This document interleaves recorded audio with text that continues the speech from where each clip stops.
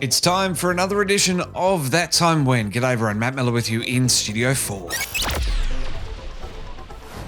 Today we're flashing back to the Talkin Trek series, continuing it through. Lee Sargent and I were talking all about the Star Trek franchise. On this one, we're talking Enterprise. Lee Sargent is back again. Thank you. I certainly have faith of the heart. Well, don't forget, you can find Lee on Twitter at Lee Sargent and on Facebook with Lee Draws Stuff. Check him out. He's an awesome guy drawing awesome things.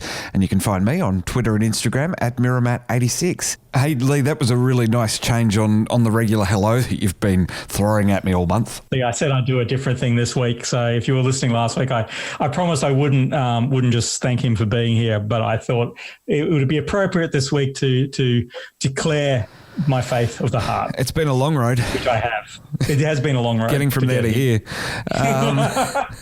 Future Matt, who's editing this episode, give us the chorus. 'Cause I've got faith of the heart, going where my heart will take me. Beautiful. All right, well, that's the chorus. That sets up... You know, it's grown on me. It's grown on me. It certainly has. I hated that theme song so much when it first came out. I was like, I do not know what this is about. And it has grown on me to the point where it is on my iPhone somewhere and I will occasionally listen to it. I've got the season 1 soundtrack where it's there, that enhanced There's audio. There's 2 versions on that, which is amazing. So it's like it's a long version and a short version. That blew my mind, the fact that there was a long version, that it was an actual song. See, the story behind that is interesting because originally, like, I remember the first trailer I saw for Enterprise, and that was online because the internet existed then. So we finally reached the age of the internet. It takes a good 12 hours to download a movie, but, you know, the internet is there. And they had the trailer for Enterprise, and it was done to Wherever I Will Go by The Calling. If I could, then I would. I'll go wherever you will go. It was an amazing trailer for this show, which really, really got you G'd up. And it was like, okay, this song is cool. This trailer's cool. I'm so down with this. And I'm so excited about this being the new theme song for Star Trek. Yeah, in the first episode is seen, and there is no calling. There is Faith of the Heart. And it's what? What just happened? That was apparently the intended song. However, there was a Sony issue that came in and went, I don't think so, because we want to use that song for Bloody Sony. Some other show. What I really like is the fact that they remixed it in season 3, just like they did with DS9, and gave it a bit more up tempo and a bit of a gave it a bit more crap. That's what they did. I remember they did that. I was like, that did not improve that at all. And then they also put Star Trek in the title because apparently people needed reminding that it was Star Trek. They didn't know what it was. It's the series that took us back before Kirk, before Cisco, before Janeway, 150 years into the future, 100 years after First Contact. Yep. And we had humanity going out for the very first time. I'm not going to say redoing canon because they did their own thing. And I really do think that Enterprise stuck pretty close to establishments. Oh, no, look, I think they made a big effort. But the problem always was its very existence was an issue.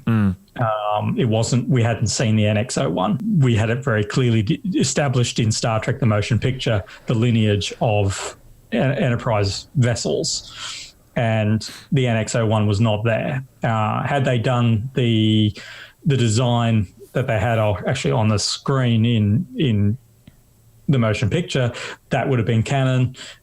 Everyone could have just gone, yeah, that's cool, but it wasn't a very cool looking ship compared to what we get with the NX-01.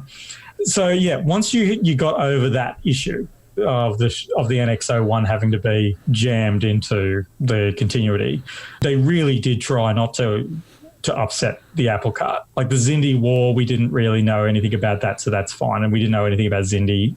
Sure, that's not really a problem. But they, of course, had their future war going on, which went nowhere because no one understood it or cared. Look, again, I think if you go into a room full of people and you say, who here wants to see a prequel or who wants to see a sequel? Very, very few people are going to throw their hand up and say, you know what I'd like to see?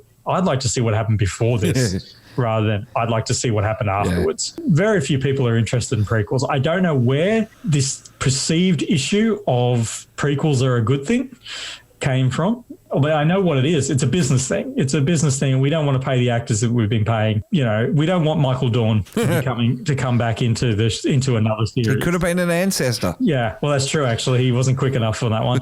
But it was just, look, we don't want to be burdened with the costs of having to get anyone. That, it started with Star Wars is really the answer there. When George Lucas kind of said, I want to go back and do the first 3 films because that's important. I honestly believe it's more to do with I didn't want to pay Harrison Ford money to come back. And Harrison Ford had the last laugh on that one because eventually he got the Harrison Ford money. Don't worry about that.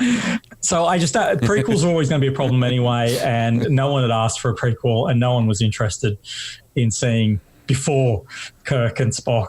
Everyone wanted to see after Voyager. But in their infinite wisdom, they went, you know what? And we still do. Here's a prequel anyway. So already not off to a great start. It's interesting you mentioned Star Wars because if this had been in the Star Wars universe, there would have been special director's cuts released of every episode and every movie that contradicted the fact that NX-01 wasn't there, and it would have put them in. Yeah, that's true.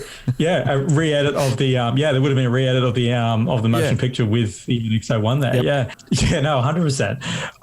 It's interesting watching the Kelvin universe films because they technically the NX-01 is in the Kelvin universe timeline because the Kelvin universe happened after Enterprise. So we actually see the NX-01 is actually there's a model of the NX-01 in one of the Admiral's rooms. There's references, of course, to Admiral Archer. Yeah, it's actually there's more references to Enterprise in that than there were in anything else. So that was kind of neat in itself because it was like, ooh, Makos. Because we know what Makos are. They're from Enterprise. Yeah. That doesn't quite fit, but anyway, that's fine. That's no problem at all. We'll just carry on.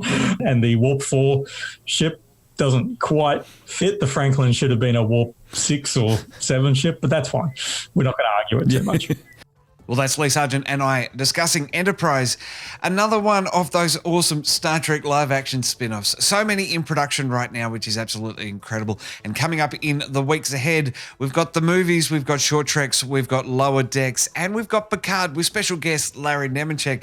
So be on the lookout for that one. Covering all of that here on That Time When, the Talkin Trek series. Don't miss a moment. Click the card in the top of the video here on YouTube to catch it in full. Or if you're listening to me on the podcast, jump onto Trekzone.org. Scroll down to That Time When on the homepage and click through to Enterprise. The link will be there as well. Keep up to date with Twitter. Catch new podcasts daily on YouTube. Plus, we're beaming to your favorite podcast app 5 days a week. Just search for Trekzone and subscribe.